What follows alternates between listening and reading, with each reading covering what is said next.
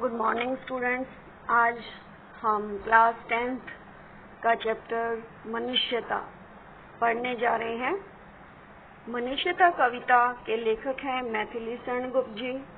इनका जन्म सन 1886 में चिरगांव जिला झांसी में हुआ था। जो स्थान माला में प्रथम पुष्प का और गगन में प्रथम नक्षत्र का है, वही स्थान गुप्त जी का वर्तमान हिंदी कविता में है। अर्थात यहाँ पर बताया गया है कि मैथिली शरण गुप्त जी हमारे राष्ट्र कवि थे और साथ ही जो जिस प्रकार से जब माला पिरोते हैं तो जो पहला स्थान पुष्प का होता है माला में और आसमान में पहले नक्षत्र का होता है, वही इनका यानी कि कवियों में इनका पहला स्थान था। राष्ट्र कवि श्री मैथिली शरण गुप्त आधुनिक युग के कलाकार में अपना विशेष स्थान रखते हैं। गुप्त जी ने अपने कुशल हाथों से सरस्वती की वीणा पर राष्ट्रीयता की मधुर धुन निकाली और संपूर्ण भारतवर्ष में उनकी भारतीय गूंज उठी। गुप्त जी का जन्म सन 1886 में चिरगांव जिला झांसी में हुआ था। उनके पिता का नाम रामचंद्र गुप्त था। संपूर्ण परिवार की भगवान राम पर अपार श्रद्धा थी। गुप्त जी पर भी परिवार के संस्कारों का प्रभाव पड़ना स्वाभाविक था, यानी कि उनके परिवार में राम भक्त थे, यानी सभी राम के भक्त थे और इसका प्रभाव इनके स्वभाव पर भी पड़ा। गुप्त जी के ऊपर गांधी जी के व्यक्तित्व का भी प्रभाव था।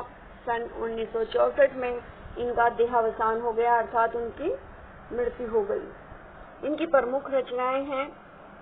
गुप्त जी एक साधक कलाकार थे। उन्होंने अपनी विलक्षण प्रतिभा का आश्रय लेकर हिंदी साहित्य को अनुपम ग्रंथ रत्न प्रदान की। इनकी प्रमुख रचनाएं हैं जयद्रथ वध, भारत भारती, हिंदू, पंचवटी, अनघ, रंग में भंग, गुरुकुल, तेग बहादुर, चंद्रहास, लितोत्मा, शकुंतला। बेटा, आज हम मैथिली शरण गुप्त द्वारा रचित कविता मनुष्यता पढ़ने जा रहे हैं।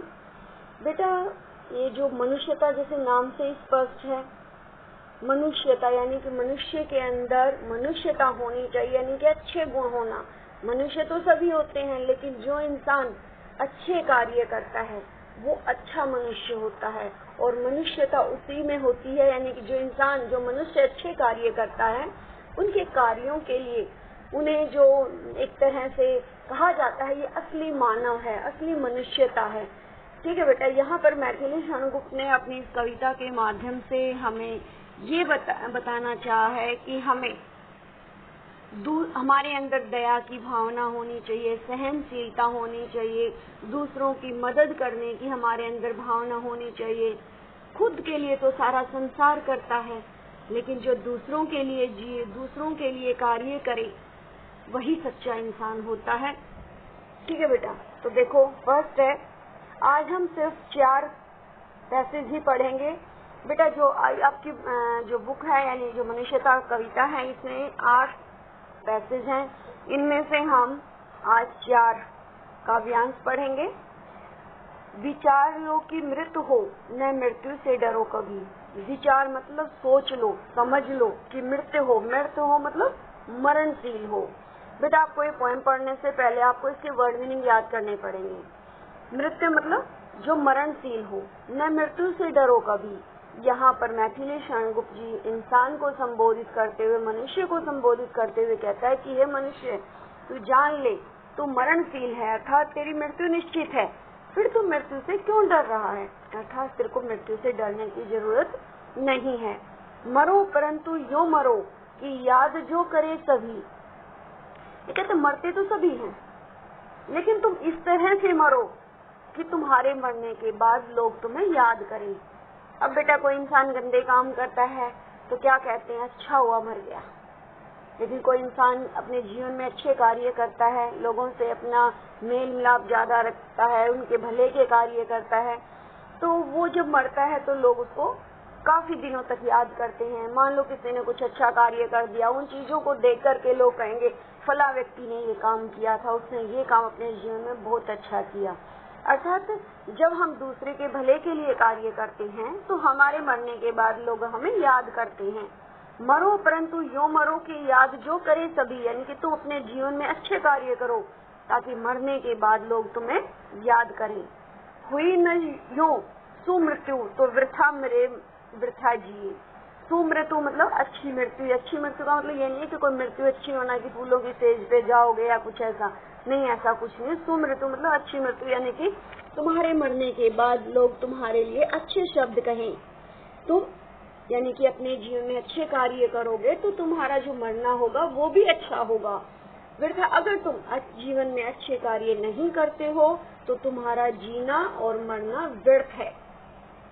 मरा नहीं वही कि जो जिया ने आपके लिए, यानी कि जो इंसान दूसरों के लिए नहीं जिया उसका मरना कोई मरना नहीं है।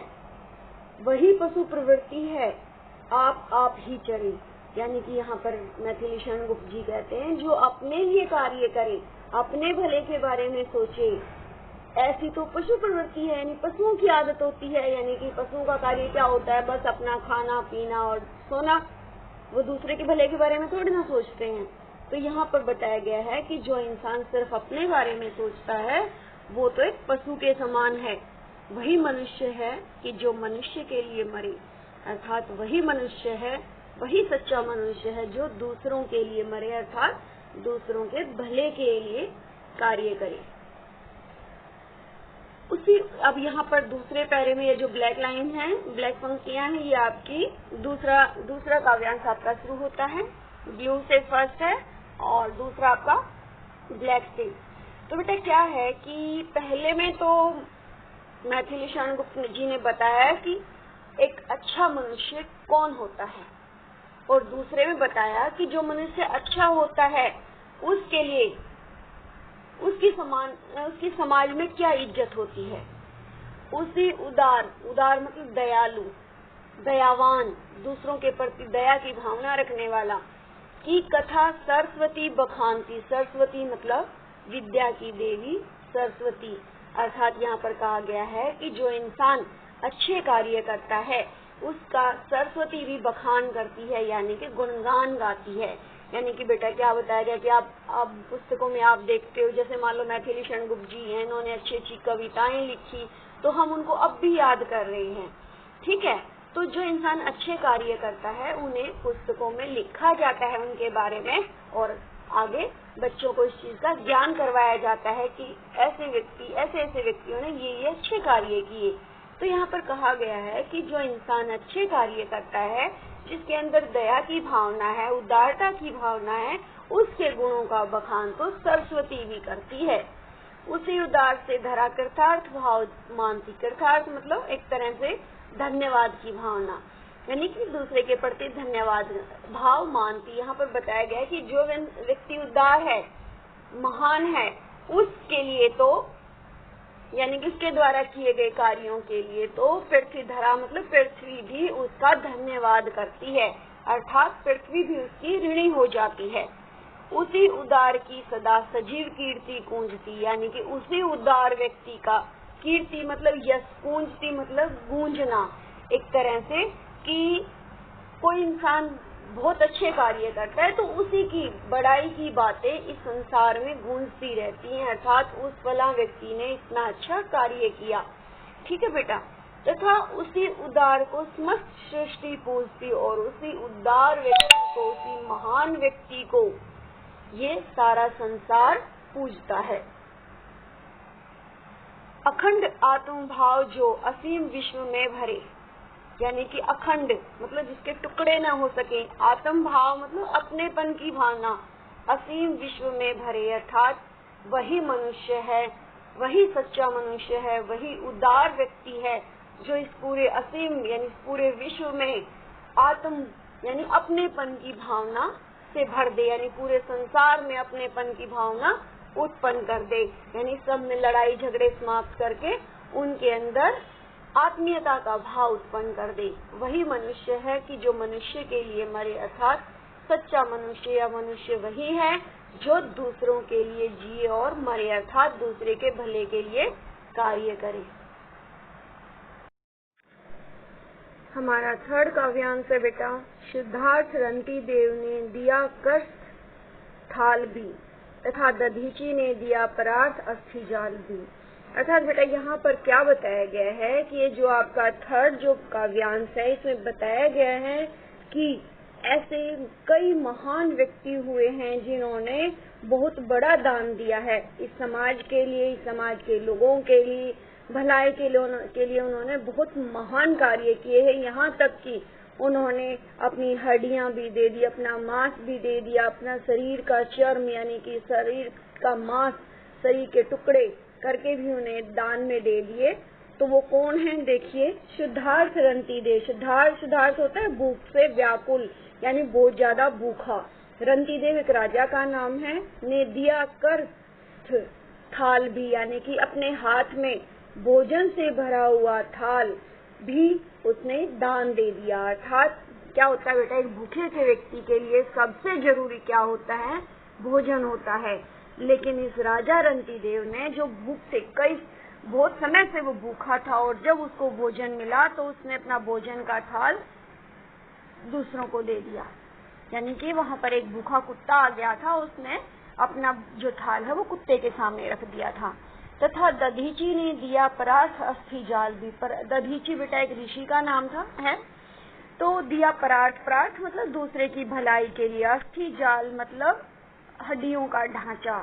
तो कहते हैं कि बताया जाता है कि जब देवताओं के बीच, राक्षसों के बीच युद्ध हो रखा था तो उस समय उन राक्षस को मारने के लिए दधीची ऋषि की हड्डियों से एक अस्त्र बनाया जा सकता था और उस अस्त्र से उस राक्षस का वध किया जा सकता था जो इस भूमि के लिए संकट था। तो दधीची ऋषि ने हंसते हंसते मृत्यु स्वीकार की और अपनी हड्डियों का जाल यानी अपना ढांचा जो है वो देवताओं को दान कर दिया था। उसीनर मतलब गांधार देश का, गांधार देश है ये, क्षितिज राजा होता है, यानी गांधार देश का राजा ने 100 मांस दान भी दिया। 100 मांस मतलब अपना मांस दान भी दिया। यानी कि यहाँ पर गांधार देश के राजा के बारे में बात है कि उसने कबूतर की जान बचाने के लिए अपना मांस दान में दे दिया था। कोई शिकारी से कबूतर को मार रहा था तो उसने उसकी जान बचाने के लिए अपने शरीर से कबूतर के वजन जितने भार जितना मांस अपने शरीर से निकाल कर उसको दे दिया था।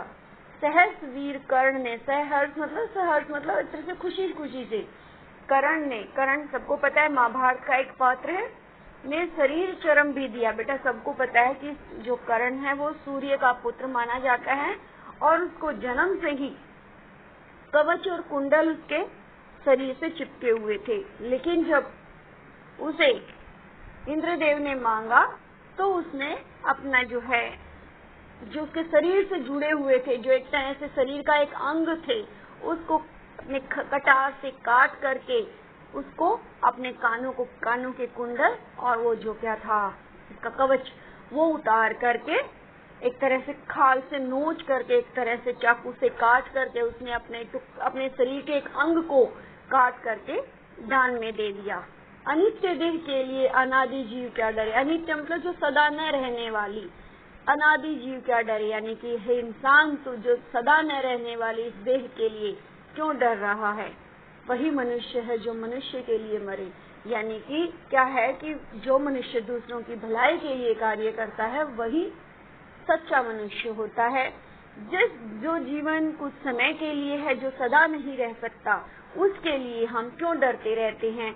हमें तो उन चीजों के लिए रहना चाहिए, यानी कि एक तरह से हम अच्छे कार्य करेंगे तो सदा ही हम संसार में जीवित रहेंगे। फोर्थ बेटा सहानुभूति चाहिए। सहानुभूति क्या होता है बेटा, दया की भावना। मान लो कोई बच्चा रो रहा है या किसी गरीब को किसी चीज की जरूरत है या किसी को किसी भी तरह की सहारे की जरूरत है तो उसके प्रति जो दया की भावना हम दिखाते हैं ना, वो सहानुभूति होती है। महाविभूति है यही, महाविभूति यानी कि बहुत बड़ी उपलब्धि। यानी कि जिस इंसान के अंदर सहानुभूति अर्थात दया की भावना है वही उसकी सबसे बड़ी विभूति है, सबसे बड़ी उपलब्धि है। वशीकर्ता सदैव है बनी हुई स्वयं ही। यानी कि जिस व्यक्ति के अंदर सहानुभूति या दया की भावना है, वशीकर्ता मतलब वश में होने वाला, सदैव बनी उसमें तो उसी करता, मतलब जो व्यक्ति दयालु है वो पृथ्वी को भी अपने वश में कर लेता है। अर्थात यानी कि जो धरती है स्वयं मही मतलब पृथ्वी यानी धरा भी खुद उसके वश में हो जाती है, अर्थात उसकी ऋणी हो जाती है। विरुद्धवाद बुद्ध का दया प्रभाव में बहा। बेटा क्या है कि महात्मा बुद्ध, आप सबने सुना होगा कि उन्होंने अपना घर का त्याग कर दिया था और लोगों को ज्ञान देने के लिए उन्होंने तपस्या भी की थी, ज्ञान प्राप्त किया। उसके बाद उन्होंने हर घूम के लोगों को ज्ञान बांटा था। तो क्या है बेटा, उस समय जिस प्रकार से वहाँ देश में संसार में अंधविश्वास फैला हुआ था और जो बुद्ध थे, महात्मा बुद्ध थे, वो उन्हें ज्ञान देना चाहते थे। बेटा अगर किसी वर्षों से जो रीति रिवाज चल रहे हों, जो विचारधारा लोगों के अंदर थी, उसको बदलना बड़ा मुश्किल होता है। तो जब महात्मा बुद्ध ने उन्हें ज्ञान देना चाहा, उन्हें अच्छी बातें बताना चाहा, तो पूरा देश यानी कि जहाँ भी वो ज्ञान देते वो उसके विरुद्ध हो जाते थे। लेकिन उनको भी दया प्रभाव में बहा, यानी कि अपनी दया की भावना से उनको अपने बहाव में बहा लिया, अर्थात उनको ज्ञान प्रदान किया, उन्हें ज्ञान दिया कि भाई ये काम गलत है, आप ऐसे करो। इस तरह से संसार में यानी कि विरुद्धवाद यानी कि जो उसके विरोधी थे उनको भी अपनी दया से अपने में शामिल कर लिया, यानी उनको भी अपना बना लिया। विनीत लोक वर्ग क्या न सामने झुका रहा, यानी कि विनीत लोक वर्ग यानी कि लोक वर्ग मतलब संसार, विनीत मतलब झुकना, लोक वर्ग मतलब संसार के लोग, क्या न सामने झुका रहा, यानी कि जो लोग उसका विरोध करते थे महात्मा बुद्ध का, तो बुद्ध जी ने उन्हें अपनी दया से अपने सामने झुका लिया, अर्थात लोग उसके सामने नतमस्तक हो गए। आहा वही उदार है परोपकार जो करे, वही उदार, उदार मतलब महान है, परोपकार, परोपकार मतलब दूसरे के लिए कार्य करने वाला, दूसरों का उपकार करने वाला, अर्थात वही मनुष्य, जो मनुष्य परोपकारी है वही उदार है, वही महान है, वही मनुष्य है कि जो मनुष्य के लिए मरे, अर्थात वही मनुष्य है, सच्चा मनुष्य है जो दूसरे के भले के लिए कार्य करे। ठीक है बेटा, आज आपको मैं सिर्फ 4 काव्यांश ही आपको समझा रही हूँ, आशा है आप इनको समझोगे। ठीक है बेटा, तो आप इनकी व्याख्या को कॉपी में लिखेंगे, इनको याद करेंगे। 4 पैसेज बेटा पूरे वीक में कम नहीं, ज्यादा नहीं होते हैं, आप इनको अच्छे से याद करोगे। काफी सारा सिलेबस डिलीट हो चुका है, जो मैंने आपको पिछली पीडीएफ में आपको भेज चुकी हूँ, उनको आप देखें। बेटा जो भी मैं आपको ये लिंक भेजती हूँ उसको लाइक और सब्सक्राइब करें, जिससे जो भी नोटिफिकेशन होगी आपको तुरंत मिल जाएगी और तुरंत आप उस वीडियो को देख सकोगे। थैंक यू बेटा।